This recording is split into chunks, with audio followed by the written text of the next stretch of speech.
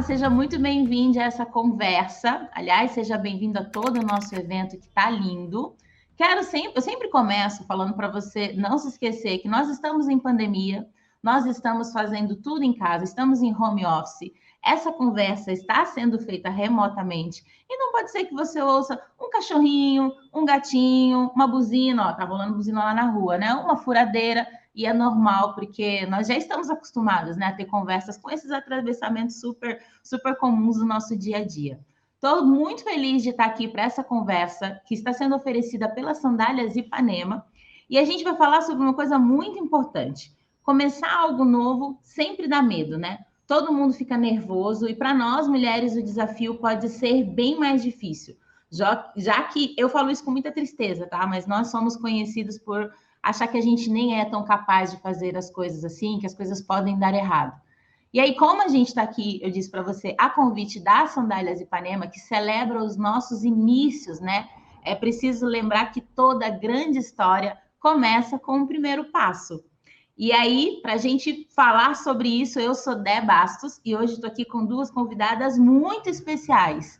A Ana Luísa Bezerra, que é fundadora e CEO da empresa SDW, e com a Dilma Campos, maravilhosa, CEO da agência de live marketing Outra Praia e facilitadora do programa Woman Will Cresça com a Google. Tudo bem com vocês, meninas? Bom dia, boa tarde, boa noite. Não sei onde vocês estão no mundo. Bom dia, Dé. Olha, que delícia de papo eu acho que a gente vai ter aqui. Que bom estar com você nesse evento maravilhoso, a Casa TPM. E que bom discutir sobre os nossos primeiros passos, que só para começar a conversa dão um frio na barriga.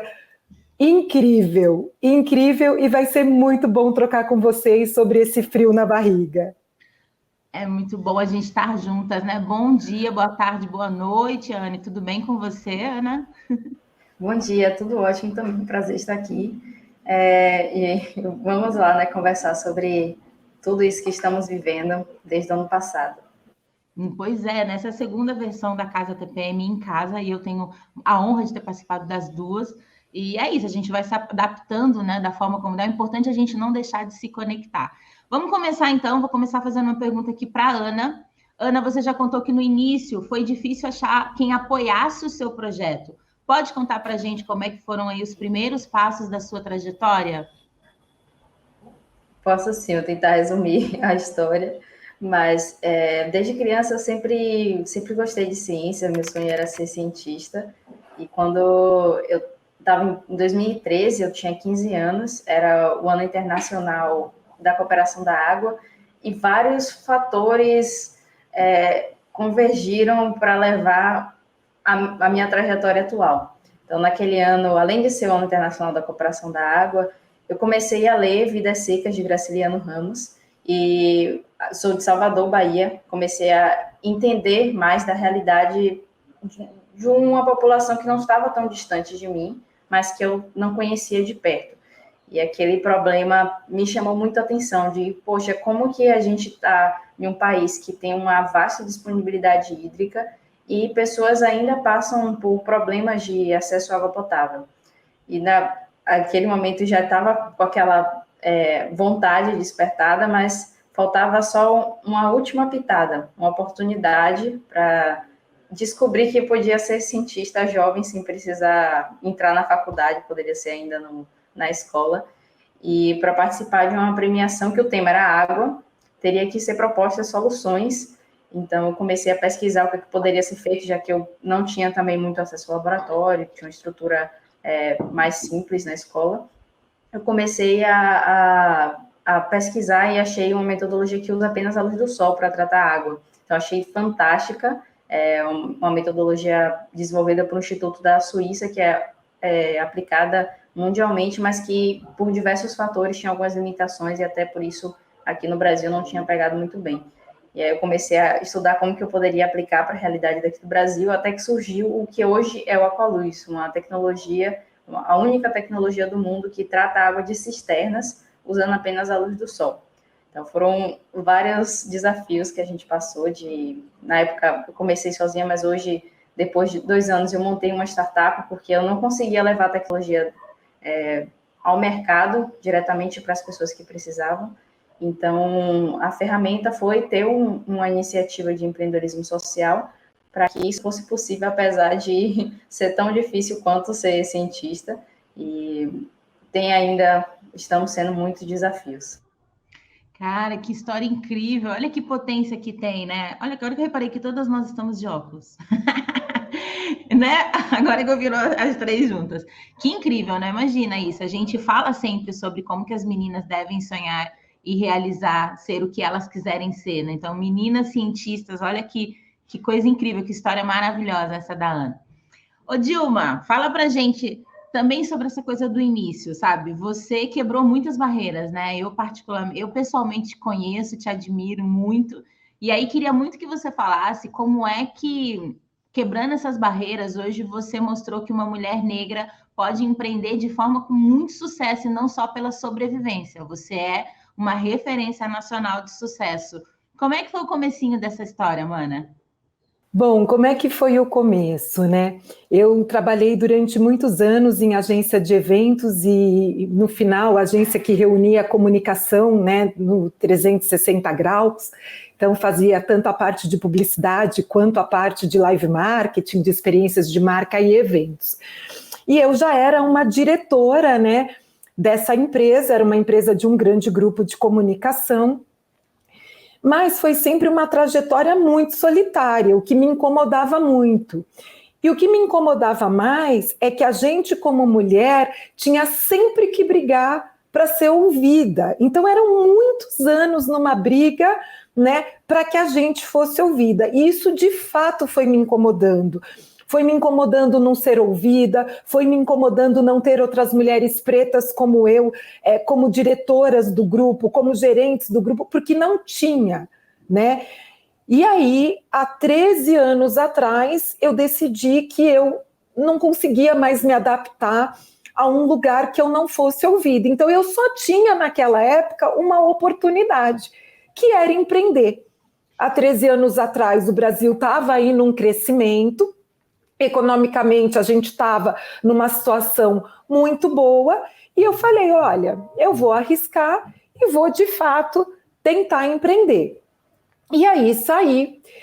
Quando eu saí, eu realmente me juntei a outras 2 pessoas e fui empreender. Esse primeiro movimento empreendedor foi um movimento que eu julgo já, primeiramente, de muito sucesso.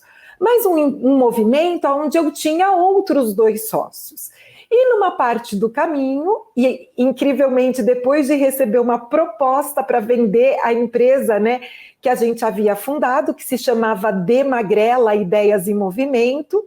Então, a gente falava sobre a questão da mobilidade urbana há muito tempo atrás, né, há 13 anos atrás, a ideia, né, do movimento do mundo já era essa.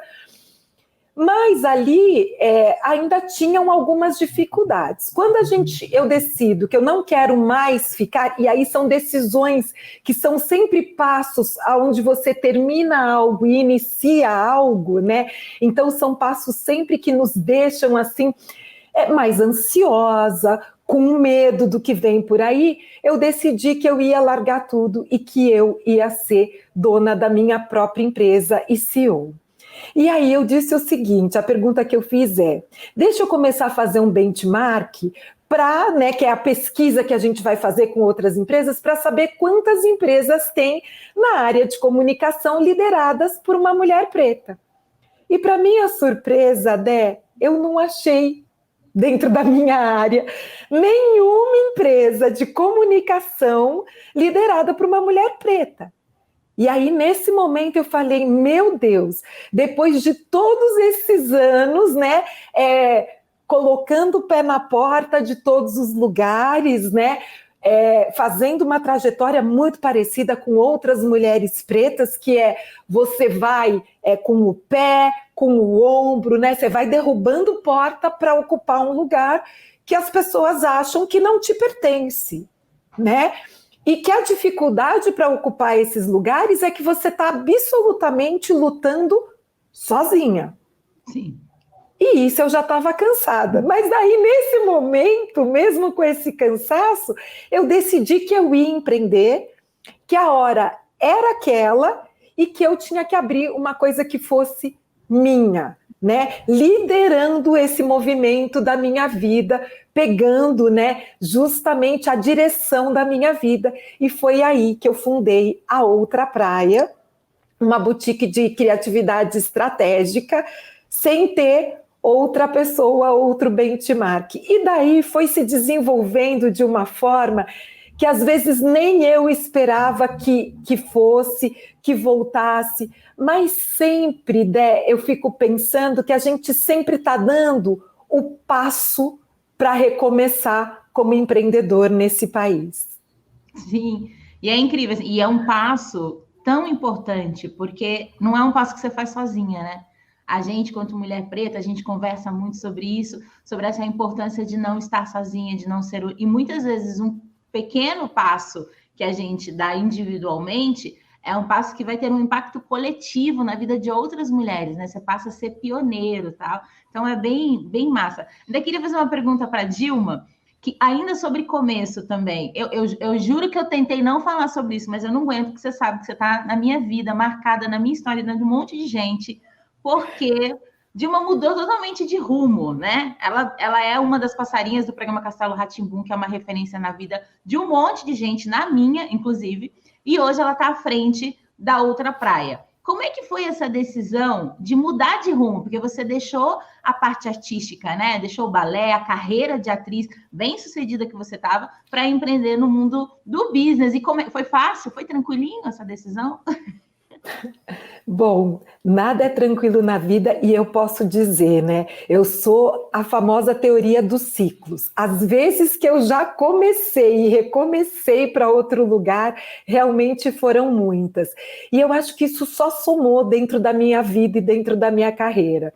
Mas eu, de fato, eu comecei sendo bailarina, mas sonhando que eu poderia ser caixa de supermercado. Aliás, gerente das caixas de supermercado. Era isso que eu queria na vida, né? Então eu achava que se eu fosse isso, eu já seria uma pessoa muito bem sucedida, porque eu não estaria refletindo uma questão que as novelas refletiam naquela época, que era ir para trabalho doméstico, que era você nunca ser um protagonista daquilo que você estava fazendo, né? E eu achava que ser caixa de supermercado naquela época era assumir o protagonismo. Eu passo, eu digo quanto custa, né? Então na minha mente era um pouco isso. E se eu pudesse chegar a gerente dos caixas, além de ser protagonista, eu ia ainda mandar num monte de gente, né?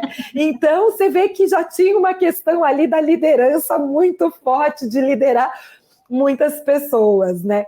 E aí o que aconteceu foi que tudo na minha vida aconteceu muito por conta da dança. Então a dança me abriu caminhos inesperados, né? Então tanto me colocou no primeiro Rá-Tim-Bum com o Fernando Meirelles, quanto me colocou no Castelo Rá-Tim-Bum dirigido pelo Flávio de Souza e pelo Cal Hamburger, aonde eu faço a patativa do castelo, o passarinho, que som é esse?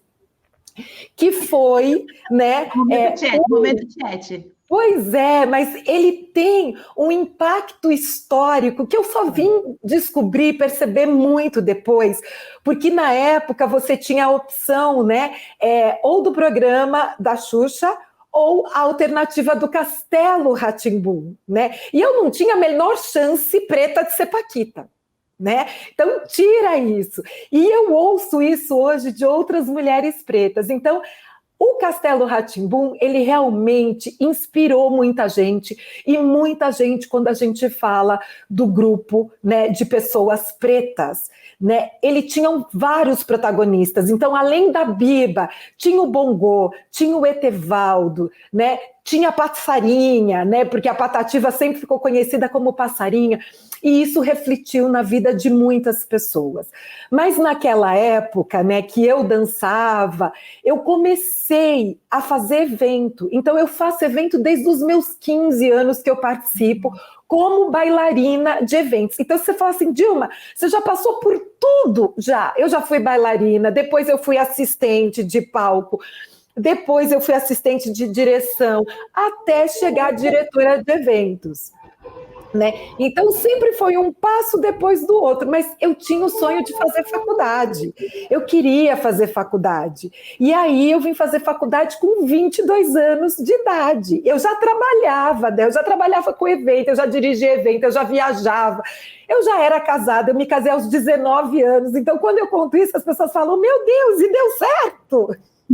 Ou se deu certo. Eu comecei a fazer faculdade, engraçado, a faculdade era um sonho, quase impossível também para mim, vindo de uma família muito humilde, e eu fiz a faculdade com 20, eu entrei na faculdade com 27, acho que foi com 27 anos também, e deu tudo certo, ó, deu super certo. Deu tudo certo, mas olha só como a vida é. O que eu reiniciei aí, né? Eu iniciei um ciclo porque eu tinha uma parte de bolsa de estudos para fazer a faculdade, mas eu só podia fazer um curso. Não tinha chance de ser publicidade. O curso era odontologia. Nossa, então, eu sou formada em odontologia. Mentira! Mas paguei a faculdade fazendo evento o tempo inteiro, dando aula em curso técnico. Não, essa loucura da minha vida que você fala para onde é. E quando eu terminei a faculdade, meu irmão mais velho, que também é dentista, né? Ele teve a faculdade paga na época pelo clube de basquete, porque ele jogava basquete, então pagou-se a faculdade dele. Ele falou para mim que eu não tinha sucesso, porque eu não tinha uma especialidade. Então eu sou dentista, especialista em periodontia. Mas eu fiz tudo isso como? Através de eventos, de comunicação. Então eu trabalhava e parecia que eu dizia assim, até porque na época não tinha eventos, uma faculdade. Então eu precisava ter uma faculdade. Então as pessoas falavam assim: você está aqui, nossa, você que vai dirigir o evento, né? Que isso foi a minha trajetória inteira, né? De bailarina, de entender onde põe a luz, quando vai o som, o que a pessoa tem que estar no palco, que postura ela tem que ter. E aí eu falava assim: não, eu sou dentista, mas eu estava fazendo evento. Porque a sociedade acabava cobrando um pouco aquilo, né? As amarras que a gente tem.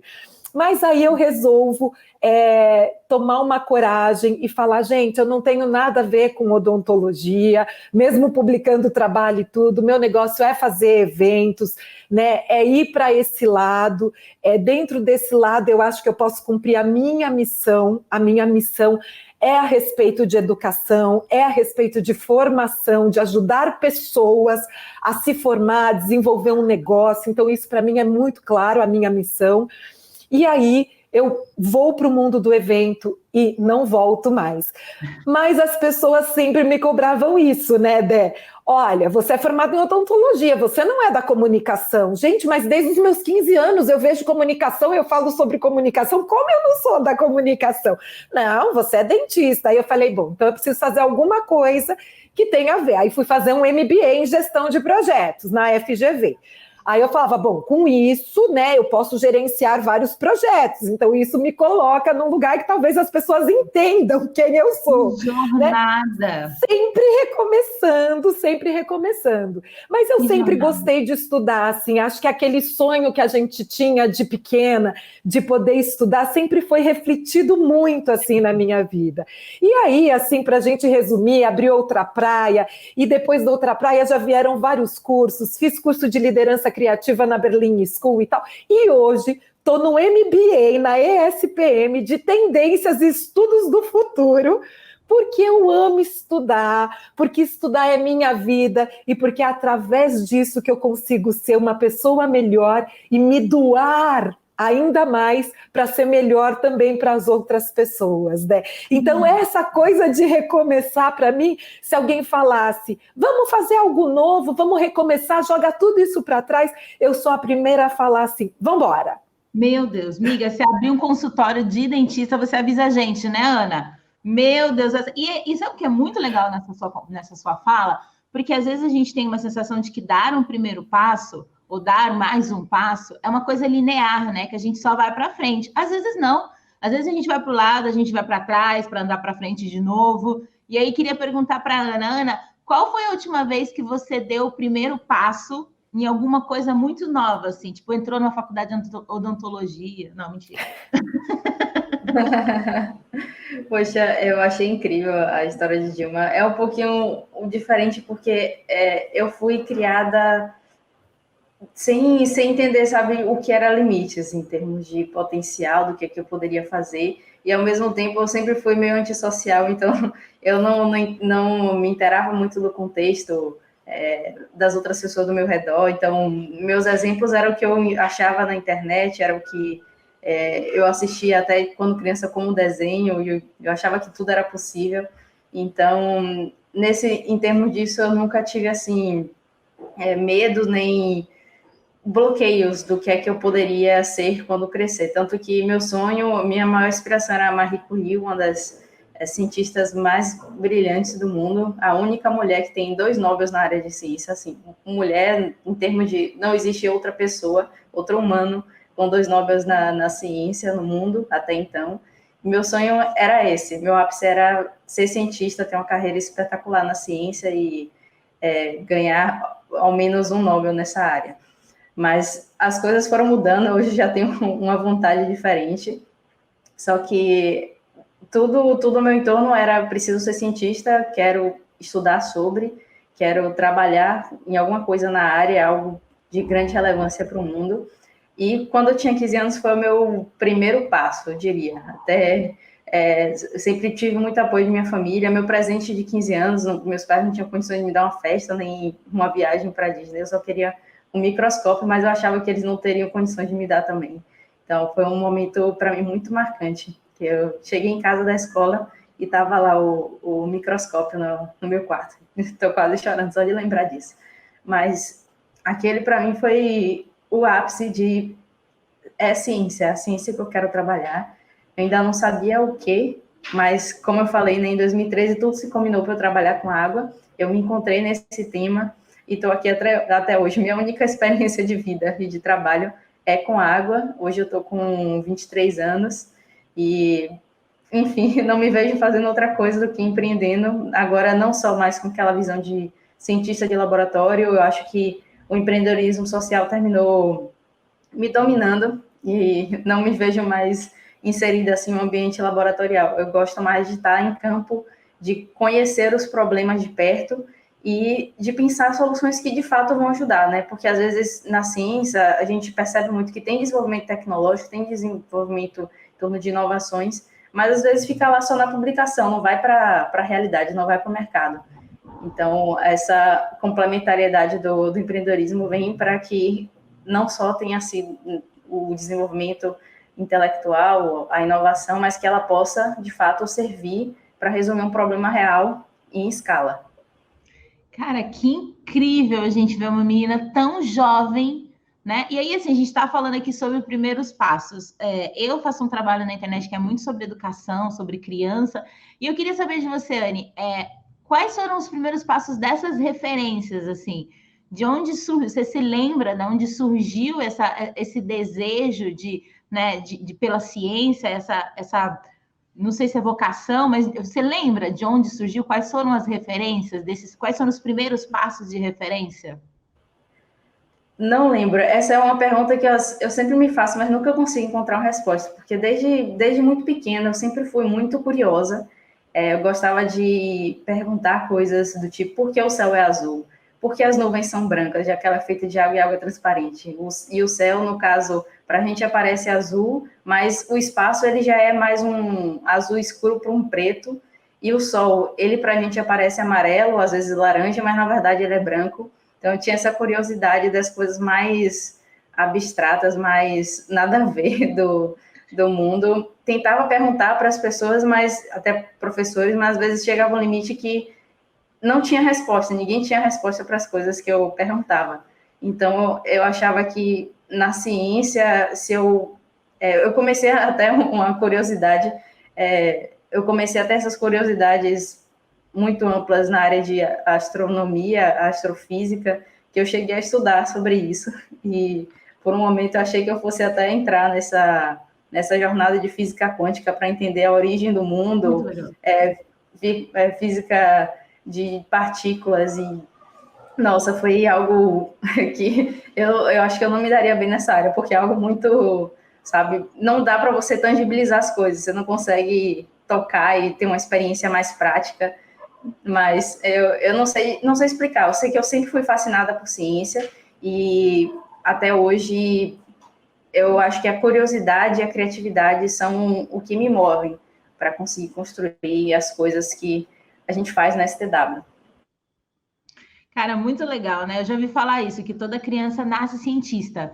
A gente vai crescendo e a gente vai desestimulando a descoberta, né? E aí a gente vai cabendo em outras caixinhas, mas muito massa. Adorei demais a sua história. Ô, Dilma, e você? Qual foi a última vez que você deu o primeiro passo para começar algo novo? Você se lembra? Tá no mudo. Eita! Nossa, Dé, vou confessar para você, não foi algo tão novo, né? Mas foi um reciclo na minha vida, né? Mês passado, eu tive a honra de ser convidada pela Multishow para fazer parte de um programa, um reality show que vai ser lançado mês que vem, ainda não posso falar muito, sobre empreendedorismo. E voltar para o estúdio, gravar esse reality show, assim, foi um reinício, né? Porque as pessoas falam, mas você fazia lá o Castelo, é outra coisa totalmente diferente. 20 anos, mais de 25 anos depois, a TV é outra forma de se comunicar, é outra forma de falar. Então, assim, é começar literalmente do zero de novo, né? Então, isso foi há 3 semanas atrás. Então, parece que eu estou sempre recomeçando algo na minha vida, assim. E essa coisa foi me levando, eu achar uma situação que as pessoas falam assim, mas você não tem medo? Não, eu tenho.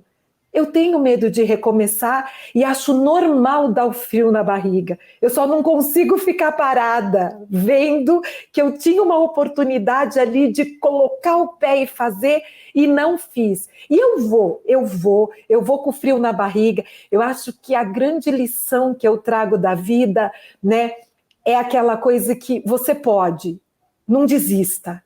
Nunca desista de você mesma, nunca desista dos seus sonhos, você pode. Né? Então, isso é o que me move, assim, o você pode, o vai mais um passo, e depois, né, de uma certa altura, Outra Praia já vai fazer 9 anos, né? Eu não vejo a hora de chegar a 2022, porque no Brasil um negócio completar 10 anos, né? É um marco muito para se comemorar, mas eu fico pensando assim, né?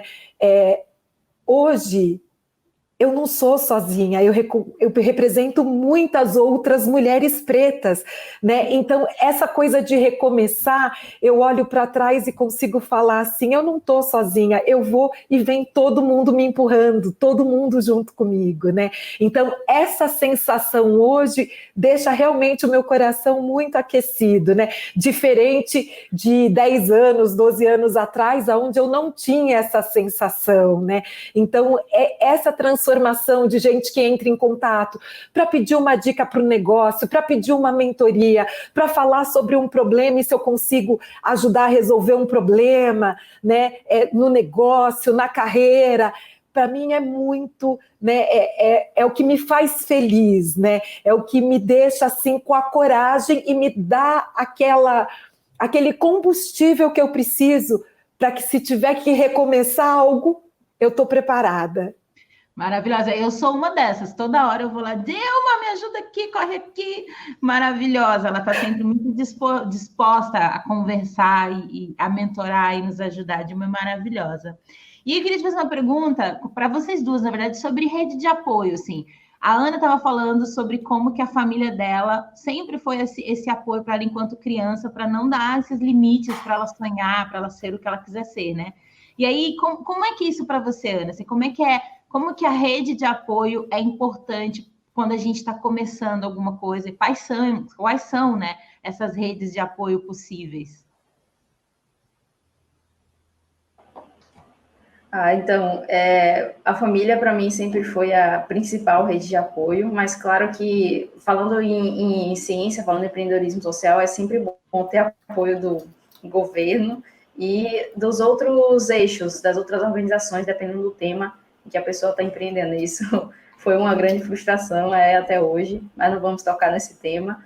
Em termos de família, meu pai, ele me ajudou desde o início, desde o primeiro protótipo do Aqualuz. Hoje a gente já está indo para a versão número 13 e hoje ele trabalha na minha empresa. É o único membro assim da família que trabalha na empresa. Praticamente, ele também era empreendedor, ele meio que deixou um pouquinho de lado a empresa dele para dedicar mais a me ajudar. E, então, é fantástico poder trabalhar com meu pai, e a gente não tem, assim, esse problema de hierarquia, sabe? Que eu sou chefa dele, então não temos problema com isso. Tudo ocorre muito bem.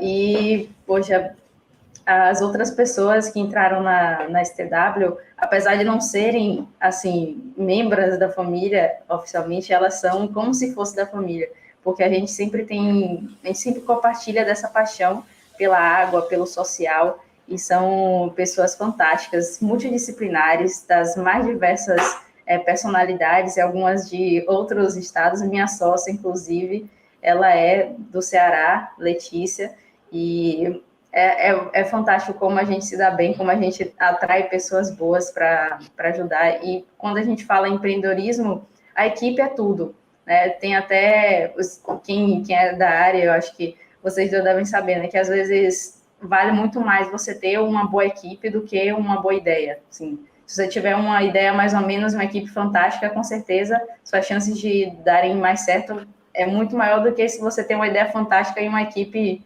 ruim. Então, eu acho que tudo isso combinou para o sucesso, para tantas coisas que a gente tem alcançado até então. Cara, isso é muito legal você falar, né? Assim, e é interessante como você fala no começo, o quanto que às vezes nós, enquanto mulheres, nós não temos um apoio mais estruturado, às vezes mesmo um apoio público, né? Um apoio de políticas públicas, um apoio... A gente também fala muito de rede de apoio como se fossem só as pessoas que pudessem nos ajudar.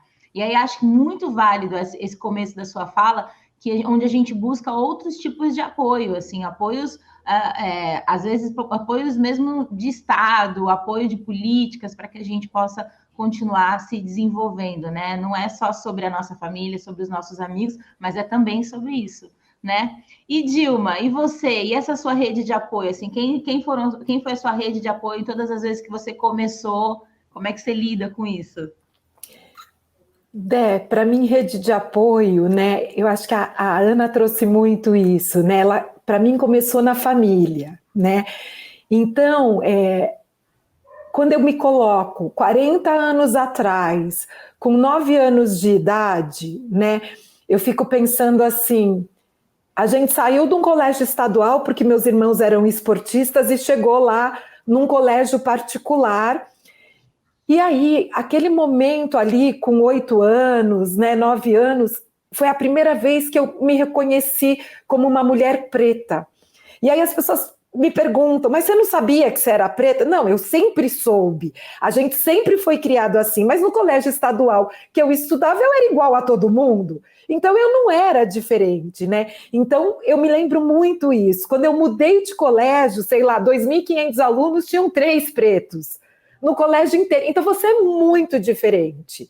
Mas aí você não é só preto, você é preto e pobre. E aí, pai, a gente é pobre, mas gente, quem começou a falar sobre isso, né? Chega na mesa do almoço o assunto, você é preto, você é pobre, né? Mas quando eu fico olhando isso, assim, o meu pai sempre dizia assim, sim, você é. Nós somos, e isso não impede a gente de fazer nada, né? Então, esse motor de vá além, vá mais, a minha mãe sempre foi, né, totalmente, para os dias de hoje, antieducacional, porque ela era justamente aquela mãe que falava assim, mãe, eu não posso competir na ginástica olímpica porque as meninas falaram que como assim falaram isso? Você é preta, você é linda, você vai lá na ginástica olímpica e você vai e faz porque você pode fazer bem. Aí eu não sabia se eu chorava com a bronca da minha mãe ou se eu chorava indo para o lugar, porque era tipo a toca dos leões, entendeu? Sim. Então, essa coisa do apoio, de te pôr para frente, né, é uma coisa muito bacana. Só que o que vai te pondo para frente, as alianças que você vai fazendo. Então, por exemplo, na outra praia, eu tenho uma rede de apoio de fornecedores, né, de pessoas que estão ali, que me ajudam a fazer aquilo, que eu falo assim, gente, eu construí amigos, eu não construí fornecedores, eu construí parceiros, né? Então, isso é muito legal quando você consegue construir isso. Por exemplo, eu sempre gosto de falar que muitas mulheres sempre, mas quando eu estou aqui eu não posso fazer isso porque meu marido não deixa. Gente, hoje, antes de começar essa reunião, eu falei para o meu marido, assim, brincando de manhã, não sei, estou pensando em cortar o cabelo bem curtinho, tipo raspado, tipo estilo Cris Gutierrez, e pintar de loiro. Ele falou, vai ficar lindo. Aí eu virei e falei assim, mas e se eu pintar de azul? Ele falou assim, vai ficar lindo. Assim, acho que qualquer cor que eu falasse, e sempre foi assim, entendeu? Então, por exemplo, na crise de 2016, que eu falei assim, meu Deus, como eu vou fazer com o meu negócio? E agora preciso correr no banco. Esquece, né? Porque mulher preta no banco, a maior taxa de juros, né? Aí, bom, então eu vou ter que tirar um dinheiro da poupança para segurar a onda, né? Sabe, é uma poupança que a gente fez em conjunto. Então, assim, marido, para a gente tirar, né, o dinheiro da poupança que construímos em conjunto, que seria uma coisa para o fim e tal, porque eu queria fazer isso nessa situação. Isso te deixa bem? Você acredita nisso? Acredita. Vai e faz. Que maravilha. Né? Então, assim, essa rede de apoio, de gente que está do seu lado, que está torcendo. Não, Ana, quando você falou assim, a história do microscópio, que estava nossa. Eu estou chorando até agora com a história, que é aquela pessoa que acredita em você e acredita junto com você. Então, quando você traz essa lição do empreendedorismo, às vezes a ideia não é tão boa, mas a equipe é tão boa e engajada, porque o líder sabe engajar. Né? Eu sempre falo, qual é a melhor ideia? É aquela que a gente tira do papel, né? Às vezes eu tenho aqui, eu estou no business plan, minha filha, 1 ano no business plan, pelo amor de Deus, bota, porque 1 ano no business plan é uma péssima ideia, entendeu?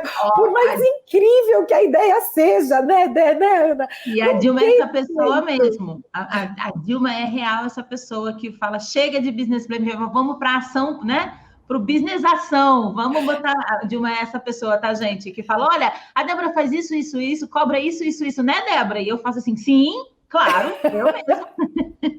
Não é, porque eu acho que assim, hoje que a gente percebe, a gente tem chance de se ajudar, né? Então, se você conhece uma iniciativa e pode indicar e pode falar, né? Então, assim, formar rede, para mim, não é só formar rede de amigos, de pessoas, tenho grandes amigos, né? Eu tenho um amigo que quando eu comecei a outra praia, e eu falei assim, meu Deus, será que isso vai dar certo? Né? Que medo de começar, vou, não vou. Ele falou assim, pode ir. Se precisar de dinheiro, eu estou aqui. Eu nunca precisei, né? Mas o fato dele falar assim, se você precisar, eu estou aqui. Eu nunca perguntei quanto era, quanto não era, porque ele podia falar, só tenho R$100 para emprestar, né? Exatamente. Mas eu nunca...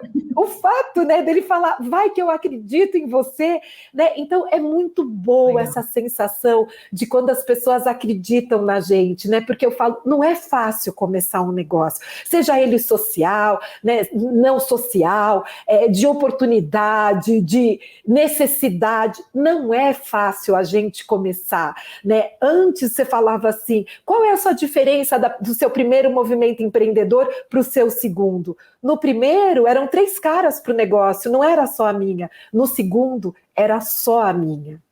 Mas nunca vai ser fácil, né, amiga? Se tiver fácil, você está fazendo alguma coisa errada.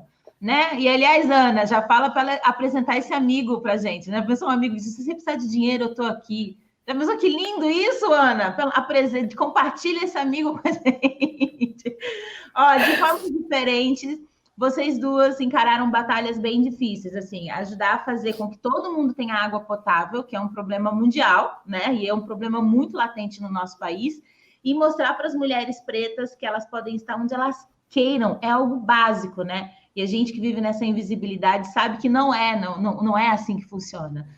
Mas a gente sabe que as lutas todas das duas são muito longas. Assim, como é que vocês olham para essas dificuldades do dia a dia? Assim, a gente está tentando dar um passo, aí vem uma pedra para a gente tropeçar. Como é que vocês lidam com essa dificuldade? Antes de responder isso, só uma última complementação do apoio. Eu achei incrível o que Dilma compartilhou sobre o marido dela. Eu também sou casada, casei no ano passado, um pouco antes da pandemia, com 22 anos, o que também é considerado cedo, mas e meu marido também é empreendedor, ele me apoia bastante nessa jornada, inclusive o meu mentor, sempre quando eu estou com uma dificuldade, e na verdade é recíproco, tanto eu mentoro ele quanto ele me mentora. Mas agora falando sobre os desafios, né? Não, mas vamos fazer aqui, então, vamos deixar esse momento. Beijo para os maridos, o meu também é maior parceiro nos segundos passos. Aqui, ó, beijo para os maridos, então. Acho que a gente acertou, né? Acertamos nas escolhas. E sobre as dificuldades, uma coisa que a gente percebe, né, que cada dificuldade ela vem com aprendizado. Então, sempre quando essas coisas acontecem, a gente identifica mais como um aprendizado daquela situação e o que é que a gente pode fazer para quando algo parecido acontecer, não tenha aquele mesmo resultado. Então, a gente se frustra no inicinho e logo já entende como aprendizado e aí segue em diante, tanto em termos de apoio, como governo, que é uma frustração que levou anos, mas que também forneceram bastante aprendizados, e a gente terminou aceitando que o início seria com a iniciativa privada, e hoje, sem isso, o nosso impacto não teria nem acontecido praticamente.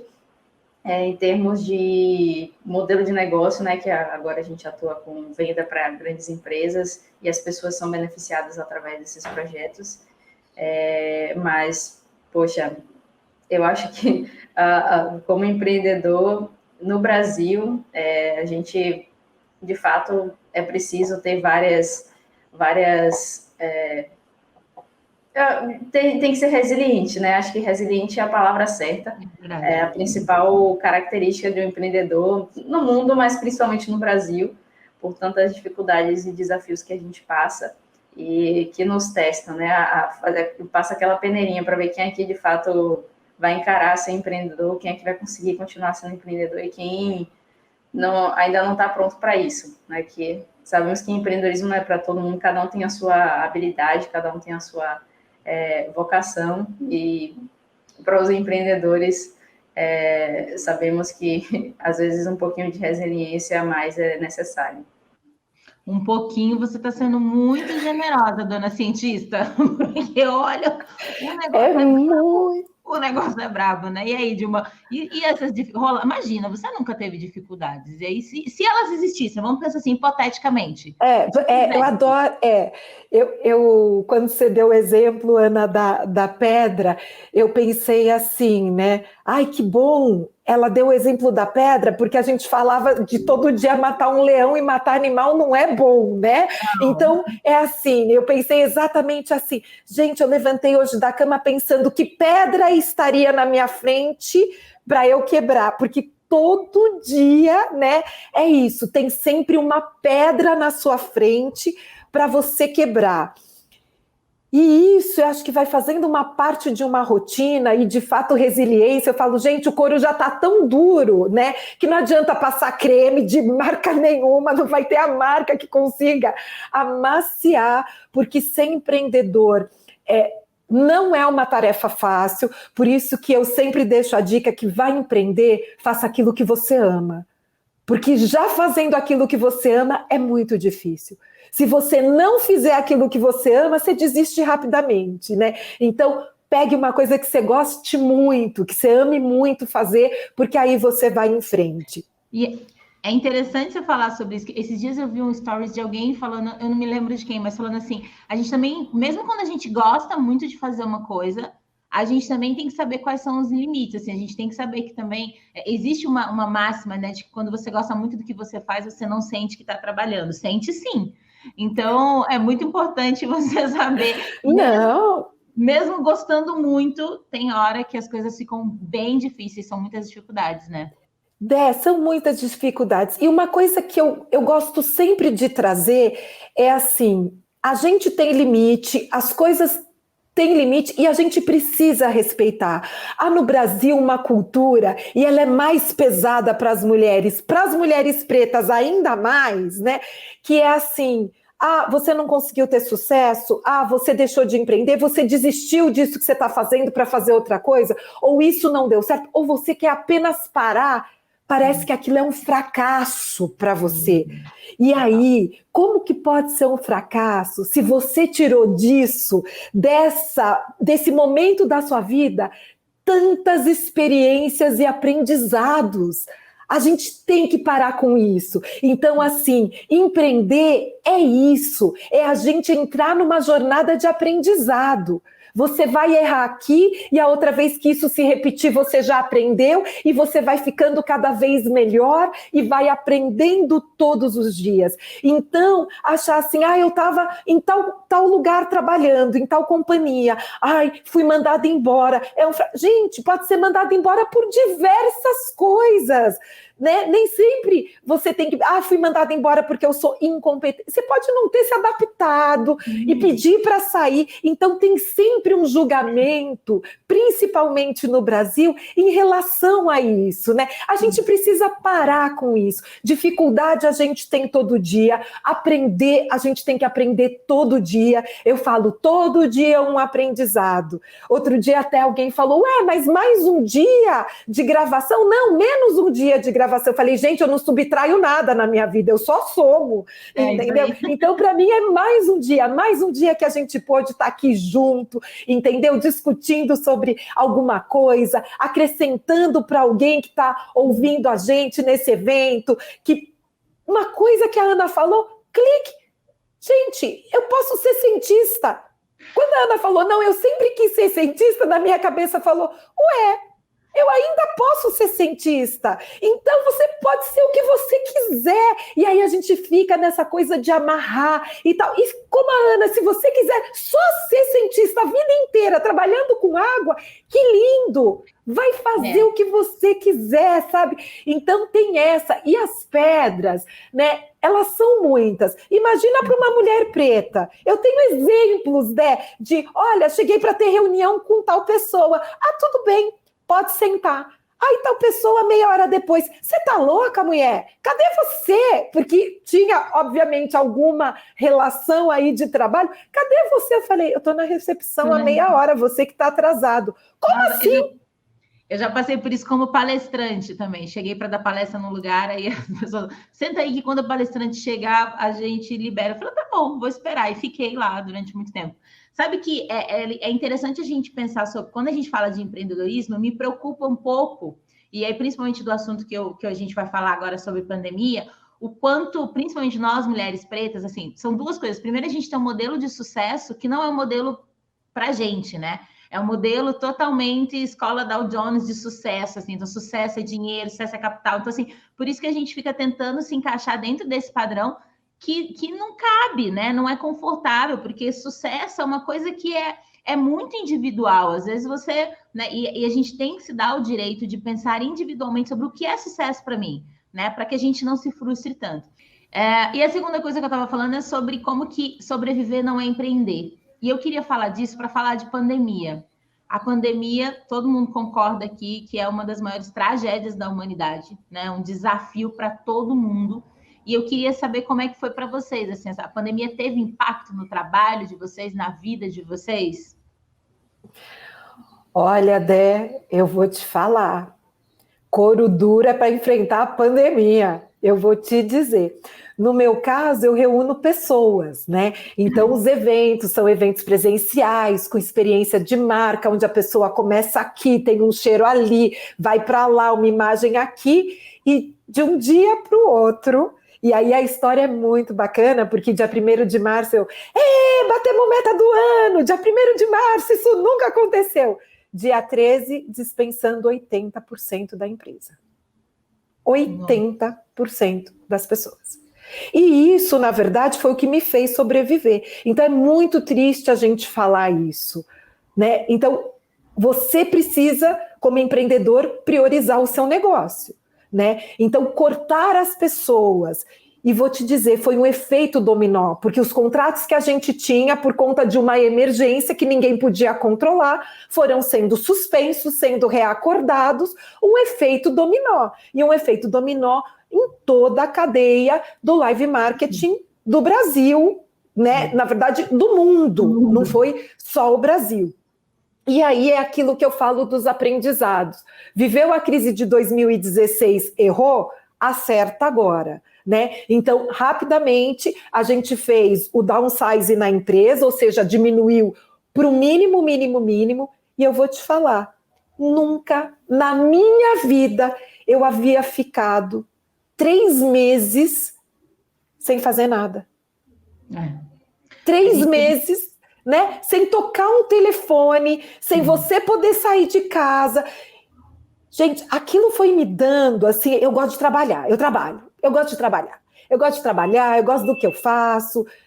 E aí, isso foi me dando, assim, uma ansiedade, assim, que eu falava assim, eu só preciso controlar a minha ansiedade. Eu só preciso controlar a minha ansiedade. Então, assim, todo dia eu acordava e falava, cheira lavanda e cheira lavanda. Não, e facinho controlar a ansiedade. E uma coisa que o mundo inteiro, coletivamente, está tendo que controlar a ansiedade, né? Foi um impacto em todo mundo. Estávamos todos na mesma página, né?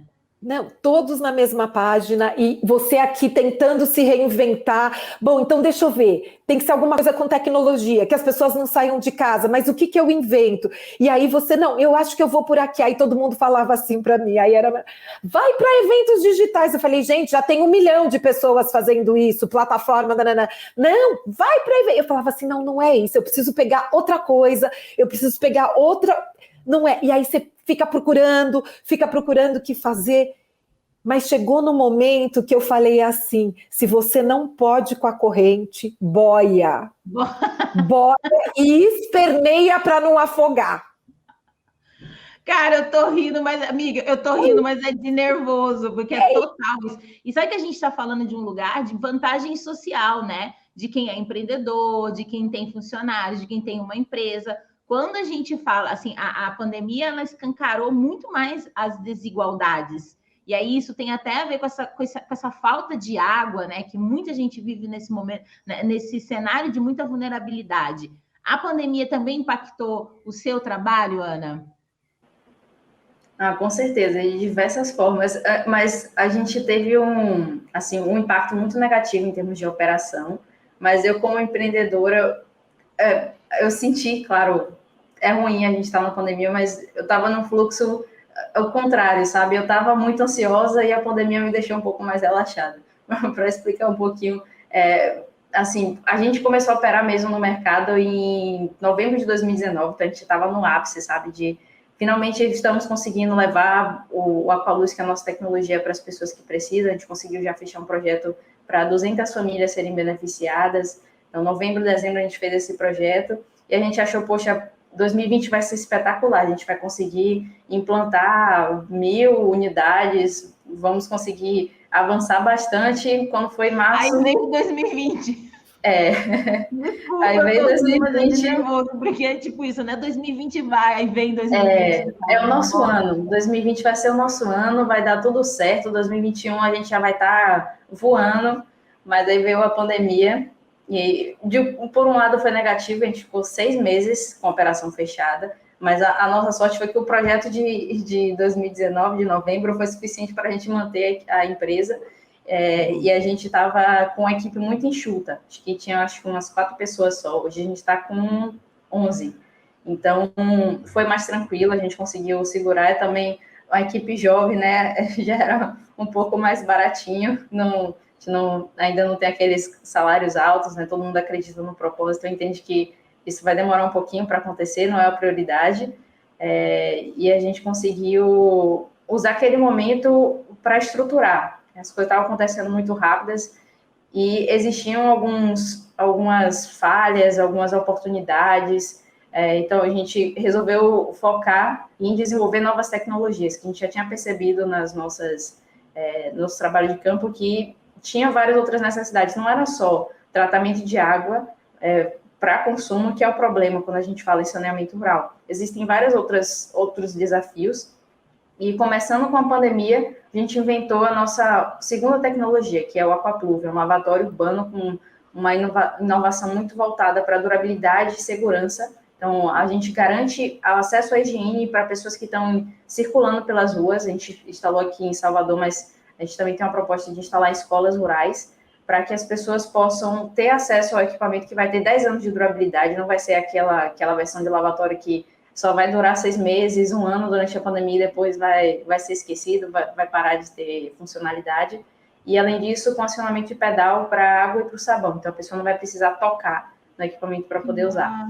E com essa rapidez que a gente, em 3 meses, já estava com o protótipo testado, já estava com o produto funcional pronto para instalar, a gente percebeu, poxa, a gente tem aí já uma metodologia de desenvolvimento de tecnologias muito boa, e isso vai ser um potencial para a gente resolver os outros problemas que a gente identificou em campo. Então, a gente desenvolveu um sano seco, que é um banheiro seco, que a gente não precisa de água, e também uma tecnologia de tratamento de águas cinzas, usando apenas a plantas, que é o Sanoplant, e outras tecnologias que a gente ainda está desenvolvendo. A gente tem o Aquasalina, que é um dessalinizador solar. Então, a gente está pensando em todas as melhores soluções que a gente pode desenhar com foco nas pessoas, nas famílias de zonas rurais, principalmente, e não só pensando no Brasil, mas pensando internacional. Hoje a gente até tem uma novidade que a gente não lançou ainda na mídia, então vai ser a primeira vez que vamos falar. Olha!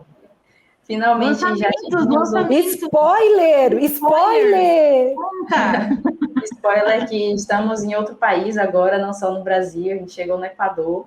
Então, estamos muito felizes de validar agora o Aqualuz em outro território, e com isso, com a expectativa de ter esse potencial de atuação não só na América Latina, mas também na África, que sabemos que é a região em que a gente pode ter o maior impacto, e também na Ásia. São os 2 continentes com maior quantidade de pessoas que sofrem com acesso à água potável e saneamento. Mas olha que máximo! Olha a nossa cientista aí solta no mundo. Eu vou aproveitar que a gente está falando de coisa boa, a gente já está quase no finalzinho. Vou aproveitar que a gente está falando de coisa boa. E eu quero saber como é que vocês preferem comemorar, sabe, aquele momento que a gente pega a nossa sandália Ipanema, gostosinha, para descansar o pezinho depois de uma batalha. Você prefere comemorar depois do projeto final já o cansado, ou você é do tipo que vai comemorando as pequenas vitórias? Eu já adianto que eu não perco oportunidade nenhuma de colocar no Ipanema e descansar. Então, minha filha, é uma vitória e um descanso. Uma vitória, né, para poder ir recompensando. E vocês?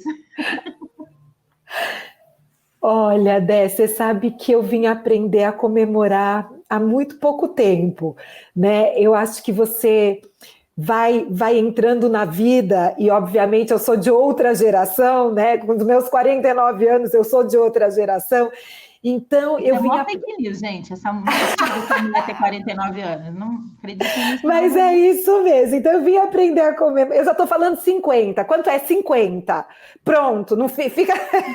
Já estou aumentando aqui. Eu também, eu tenho 38 e falo 40 também. Mas o que eu acho é que a gente precisa comemorar cada uma das conquistas que a gente faz, sabe? Que a gente tem, isso é super importante. Eu não comemorava, então aquilo me deixava assim, ai meu Deus, tá bom, qual é a próxima? Qual é o próximo desafio? Porque eu tenho que ir, porque eu tenho que... Não, eu tenho que respirar e comemorar. Eu tenho que respirar e saber que esse trabalho foi entregue incrivelmente. Eu tenho que respirar e dizer para mim mesma, né? Mais uma conquista a ser comemorada. Então hoje, quando eu entrego um trabalho, eu quero parar um dia para mim e falar, hoje eu mereço uma massagem, eu vou comemorar, eu mereço abrir um vinho, eu vou comemorar, eu mereço uma caipirinha, eu mereço pôr o pé na areia, eu vou comemorar, porque eu acho que comemorar faz parte das nossas conquistas. Eu concordo super. Essa semana eu trabalhei igual uma doida. Semana que vem, minha filha, eu tenho 3 dias fechado de quê? De não tirar nem a camisola. Sabe aquele dia que você só tira a camisola à noite para botar outra? Vai ser minha semana que vem. E você, Ana? Eu também estou precisando aprender a comemorar, que nesses dias tem sido só trabalho. Ainda mais nessa pandemia, né, que a gente está em casa, não está sabendo o horário de parar e, poxa, tem vários problemas para serem resolvidos, eu preciso resolver eles logo, não dá para deixar para amanhã.